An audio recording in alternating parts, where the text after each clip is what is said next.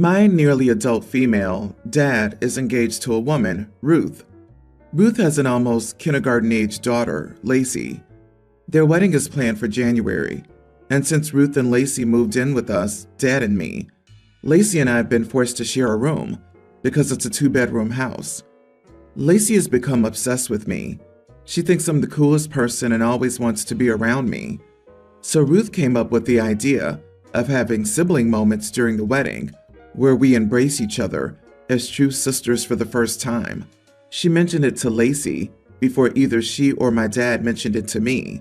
So Lacey was really excited and happy. But I'm not comfortable with the idea. I don't want to hold her during a family unity ceremony. I don't want to do a special sister dance where the spotlight is on us. And I don't want to make promises I'm not sure I would keep. Ruth has already printed out the promises and showed me what I would need to say at the wedding. It's basically, I will always answer her calls, always call her my sister from that day forward, and I will be there for her and chase away the bullies and show her how to do things. It's not that I'm opposed to us being closer at all, but I won't go out of my way to come home from college just to be there more with Lacey. I might not even stay at my dad's when I do, because I don't want to share with Lacey. I already hate doing it now. I expressed that I didn't want to do those things during the wedding, and Ruth was furious. My dad was like, it would be so sweet and super cute to look back on when watching the wedding videos. Ruth was saying how excited Lacey is now, and how it would crush her heart and soul and stomp on them if I refused to do it. She even claimed Lacey was saying how excited she was to have me as a sister forever, and that she wanted me to be her protector. I'm not sure I'm buying that at her age, that she's saying all that. Ever since I said I didn't want to do those things, I've been pressured to give in. Ruth has been accusing me of rejecting Lacey and refusing to have anything to do with her. That's not what this is, but I don't love Lacey right now, and I don't know that I will be playing the big sister role. It might be more like cousins, because I'll move out as soon as I'm 18 to get more space. But this whole thing is starting to get to me. Am I the idiot? Not the idiot. Oh wow. Those weird vows Ruth wrote don't reflect any real, meaningful, naturally developing relationship. There's some imaginary fairy tale ideal. She'll say, but you promised. You did it at my wedding in front of everyone. Ruth will want OP to stay home, doing online classes, because family, and Lacey doesn't want to stay with anyone else, and whatever else she can use to guilt trip OP. Better to be straightforward now. And it's wrong that at OP's age, she has to share a room with a kindergartner. Your dad's fiance and her daughter shouldn't have moved in until your dad had a house big enough that you don't need to share. Or the 5-year-old should be sharing a room with her mom and your dad. You need to talk to your dad to shut this down. Update. My bio mom is not in my life. It's why I live with my dad. I decided to move out before the wedding, since I'll be turning 18 in January. I have other family. It's actually a family member I'll be moving in with when I turn 18. They know trying to get through to my dad is pointless though. I have not graduated yet, but I will finish high school when I leave. I already have a part-time job and will have support when I leave, so I don't drop out just to afford things. My fiance wanted a destination wedding. She comes for money. I didn't care either way. I would cover my family's expenses anyway, since I do not come from money. My fiance would also like to do the same for her family. I said sure, she's free to do as she pleases, but I wouldn't help. They have the means to cover their expenses, and this destination wedding was 100% your idea. I'm covering half the cost since my parents couldn't afford to do so. My fiance is annoyed with me. I spoke with my friend about this, and my man told me that this is a huge red flag.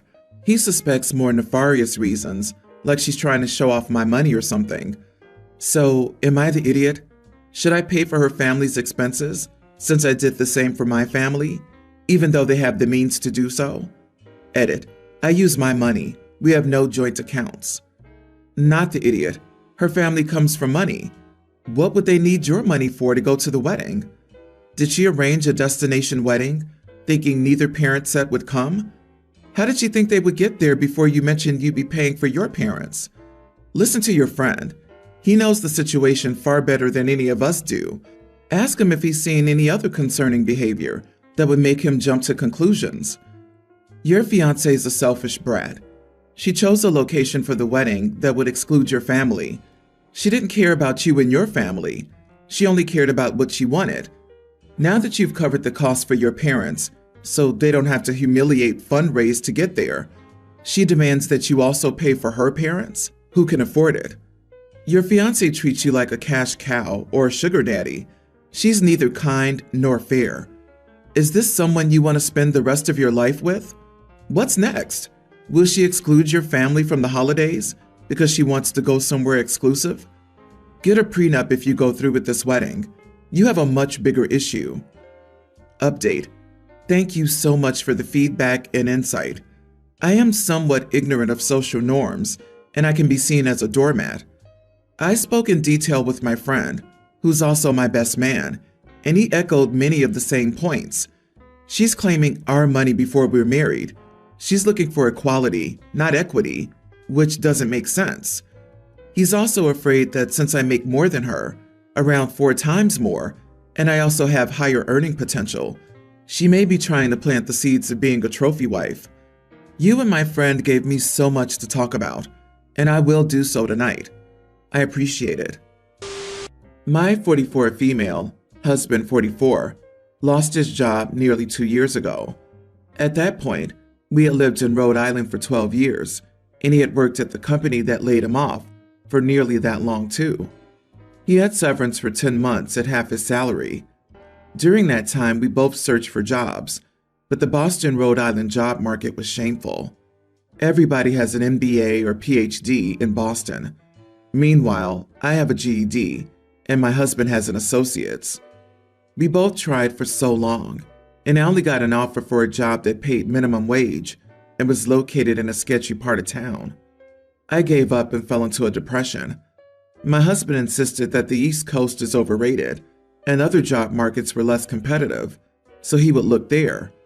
So he found a contract to hire job in Minnesota, obviously a cheap place, and the fact he had a job pulled me out of zombie mode.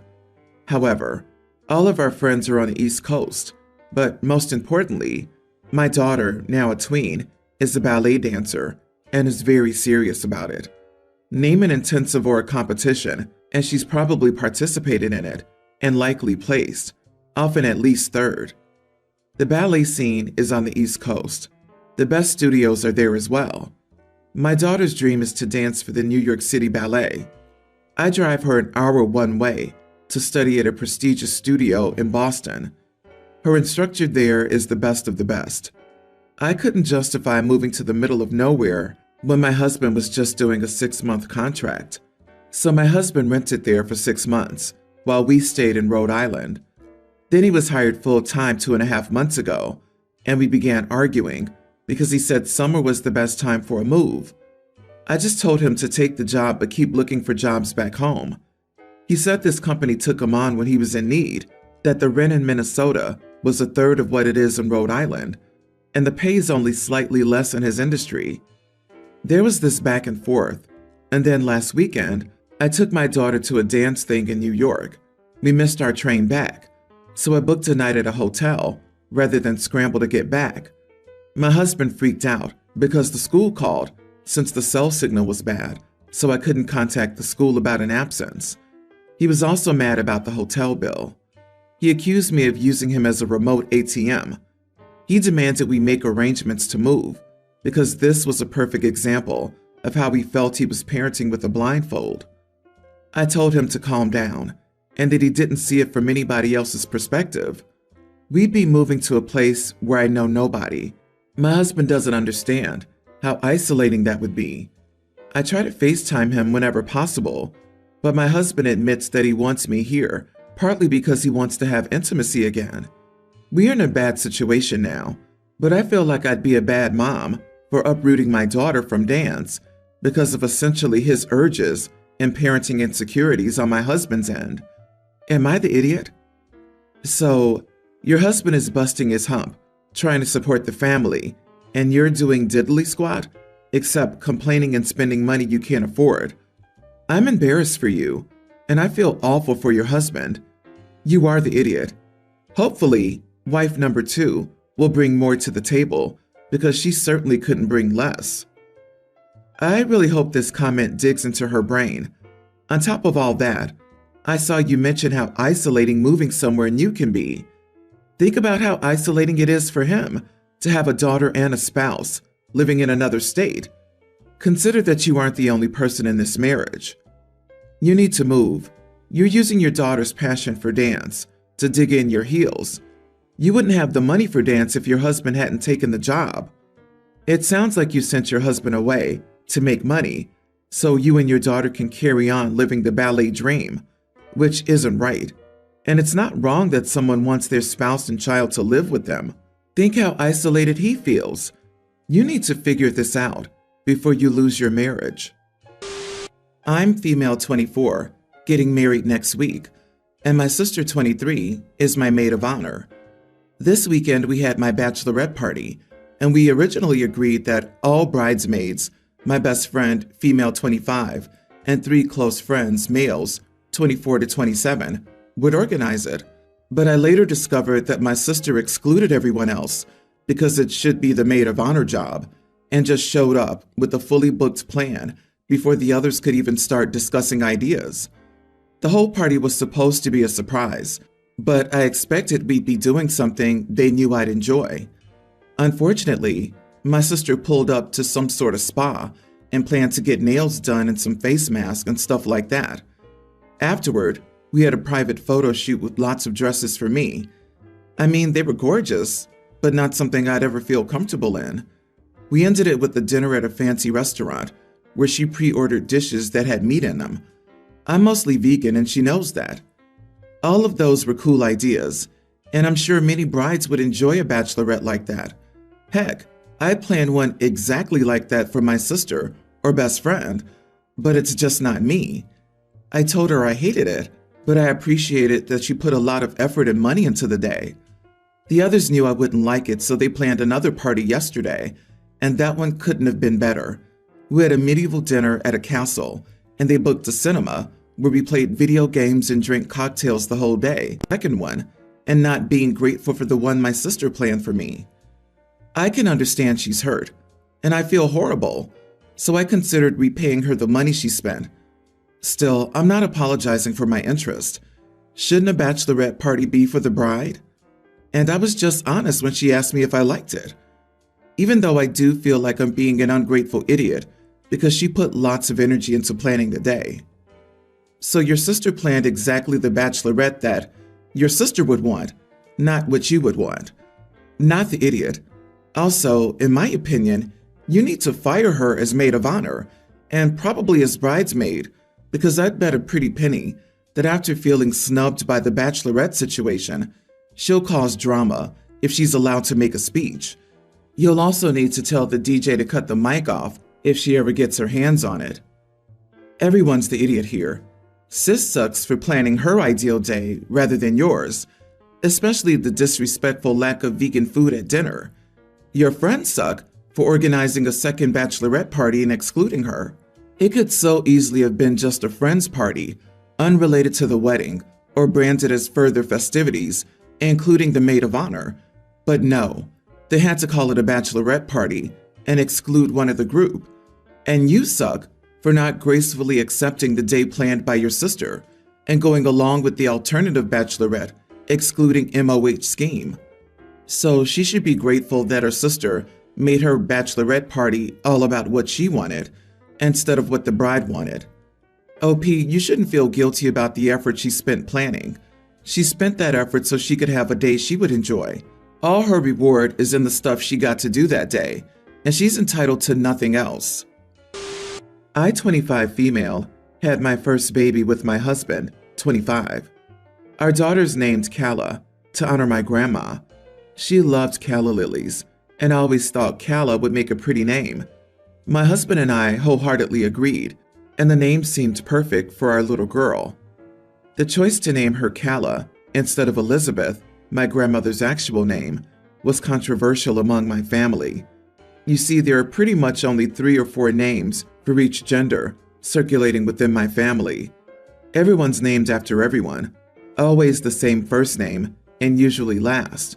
It's a pain in the butt, and not something my husband or I wanted to keep up. My grandma even hated it. My grandpa was a very domineering man, and he chose to name their kids names that already existed in his family. She had zero say, and she hated it. I remember complaining to her one day that I hated sharing my name with 4 other family members that I saw all the time. She told me every person deserves their own name, and she never liked how our family had to have all the same names. This is when I also learned how hard my grandpa was on her. He treated her like crap and made decisions for her when they were married, which was pretty much pressured by their families. She was the one who told me about honor names being more special if you don't use the actual name, but something about the person or what they loved. So maybe a virtue name based on a virtue for the loved one, or their favorite flower or plant, a place they loved, or their birth month or stone. We lost her 2 years ago, and it was awful. My husband adored her too, and she adopted him as a grandkid when we were kids. He and I were best friends when we became boyfriend and girlfriend. For us both, it made sense to honor her, and doing it how we felt was better, and how she felt it was better. My family's really pushed the idea that we were wrong to name her something weird that's not Elizabeth, and they say I shouldn't say that we honored Grandma. I never asked for their opinions, but they gave them, and wouldn't stop giving them, and insulting the choice we made. So I snapped and told them my daughter's name is none of their business, so they should keep their unwanted opinions to themselves. They told me there was no need to be rude, and that I should be willing to hear honest feedback from people who love us. They claim naming is very much a family business, and I should also know and respect that. Am I the idiot? So not the idiot. Kella is a beautiful name, and you should be able to honor the grandmother you loved any way you want. She's your daughter, not your family's. She's the one who has to live with the name, so good on you for not letting them push this bizarre naming is a family business narrative on you. Naming babies is not a family business. What the heck does that even mean? That is so stupid. You didn't name her anything offensive or anything, so they can keep their opinions to themselves. Why would you want 15 people named Elizabeth in your family? That's just confusing. Also, usually, when people are just being honest, it's their way of saying, I'm gonna say something insensitive and idiotic. Your daughter's name is beautiful and a perfect tribute to your grandmother.